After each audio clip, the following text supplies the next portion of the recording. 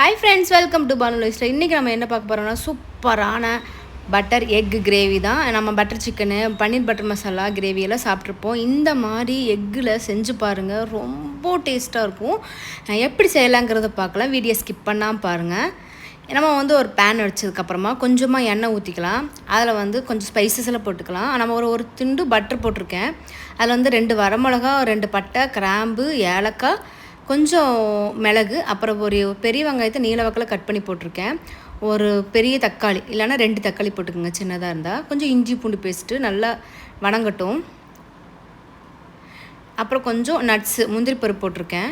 அதையும் நல்லா வணக்கினதுக்கப்புறமா கொஞ்சம் 1/2 டீஸ்பூன் மிளகாய்த்தூள் போட்டு அதை அரைச்சி எடுத்துக்கலாம். அடுத்தது ஒரு பேனில் கொஞ்சம் எண்ணெய் ஊற்றி மஞ்சத்தூளும் கொஞ்சம் மிளகாத்தூளும் போட்டு அந்த ஒரு 5 முட்டையை வேக வச்சு அந்த முட்டையை சும்மா ஒரு 2 பிரட்டி எடுத்துகிட்டு அதே பேனில் பட்ரு, அப்புறம் பெரிய வெங்காயத்தை பொடியாக கட் பண்ணி போட்டிருக்கேன். அப்புறம் நம்ம அரைச்ச மேலே அதையும் ஊற்றி எடுத்துடலாம்.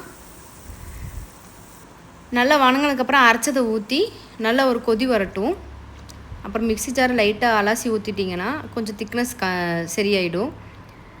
அதுக்கப்புறமா கொஞ்சமாக தேவையான அளவு உப்பு போட்டுக்கலாம். அப்புறம் ஒரு 1/2 டீஸ்பூன் மிளகாய் தூள் போட்டுக்கோங்க. மல்லித்தூள் 1/2 டீஸ்பூன், 1/4 டீஸ்பூன் ஜீரகத்தூள் போட்டிருக்கேன். அப்புறம் கஸ்தூரி மேத்தி இருக்கு. அப்புறம் நான் ஃப்ரெஷ் க்ரீம் இல்லை, அதனால் கொஞ்சமாக பால் ஊற்றிருக்கிறேன். நான் நிறைய தடவை ட்ரை பண்ணியிருக்கேன், சூப்பராக இருக்கும். கொஞ்சம் மல்லித்தலை போட்டு பட்டர் போட்டு நான் ஒரு 5 நிமிஷம் மூடி வச்சு பட்டர் கிரேவி ரெடி.